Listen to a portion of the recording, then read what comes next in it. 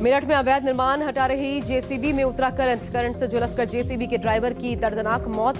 अवैध कॉलोनी में निर्माण को ढहाने के दौरान 3 अन्य लोगों को भी करंट लगा। हिमाचल प्रदेश में बेलगाम बारिश कहर बनकर टूटी। शिमला, मंडी, कांगड़ा सहित 18 जगहों पर लैंडस्लाइड का खतरा। उत्तराखंड में भारी बारिश को लेकर ऑरेंज अलर्ट जारी। मौसम विभाग के मुताबिक देहरादून, बागेश्वर, हरिद्वार, पौड़ी, टिहरी सहित कई जिलों में भारी बारिश का अनुमान है। हिमाचल प्रदेश में बारिश का कहर जारी है। मंडी के दवाड़ा में फ्लाईओवर के पास लारजी पावर प्रोजेक्ट के सामने 4 लेन पर गिरे बड़े बड़े पत्थर। अमेरिका में क्वाड देशों के विदेश मंत्रियों की अहम बैठक होने जा रही है। मीटिंग से पहले विदेश मंत्री एस जयशंकर ने कहा, आज दुनिया को आतंकवाद के खिलाफ जीरो टॉलरेंस की नीति अपनाने की जरूरत है। मोदी कैबिनेट ने आज 3 बड़े फैसलों पर मोहर लगाई। नई खेल नीति 2025 को मंजूरी। रोजगार प्रोत्साहन योजना के तहत 2 साल में 3.5 करोड़ से ज्यादा नौकरी देने का लक्ष्य।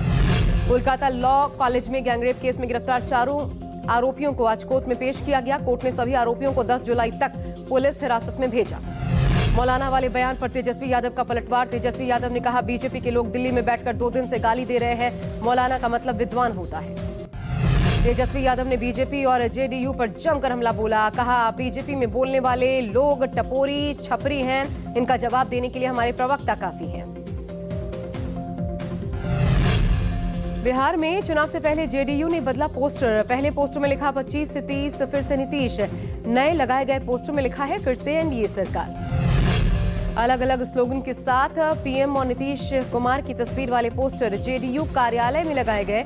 नौकरी रोजगार के साथ साथ उद्योग धंधों की बात लिखी है। बीजेपी ने आरजेडी पर हमला बोला। कहा, तेजस्वी नमाजवादी तुष्टीकरण करने के मसीहा हैं।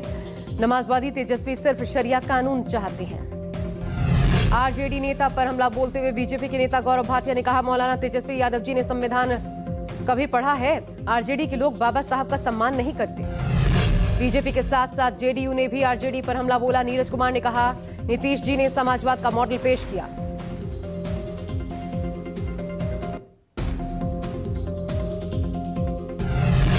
जेडीयू नेता मनोज कुमार झा ने मतदाता सूची को लेकर बयान दिया। कहा, चुनाव आयोग की मंशा स्पष्ट है। मूलतः लोगों को बेदखल करने और खारिज करने की योजना है। भाजपा नेता राम कदम की हिंदी भाषा विवाद पर प्रतिक्रिया। उद्धव ठाकरे ने जबरन छोटे बच्चों पर हिंदी भाषा सीखने का दबाव बनाया था।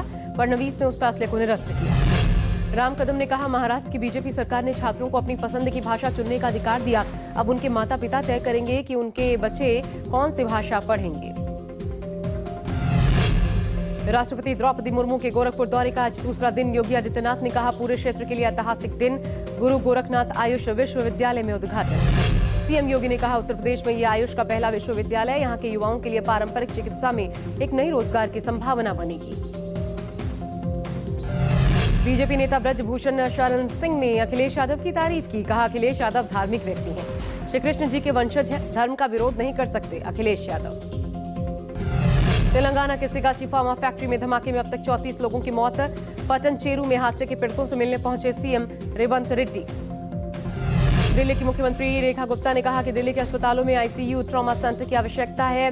पिछली सरकारों ने उस पर काम नहीं किया। हमारी सरकार उस दिशा में पूरी तरह से मुस्तैद। असदुद्दीन ओवैसी ने आरएसएस पर बड़ा आरोप लगाया। कहा, आरएसएस के पास मस्जिदों की पूरी लिस्ट है। मुल्क खत्म करना चाहता है आरएसएस। वक्फ कानून पर ओवैसी का सीएम चंद्रबाबू नायडू पर हमला। कहा, चंद्रबाबू ने वक्फ कानून के लिए बीजेपी की मदद की। आंध्र प्रदेश की जनता चंद्रबाबू को हराए।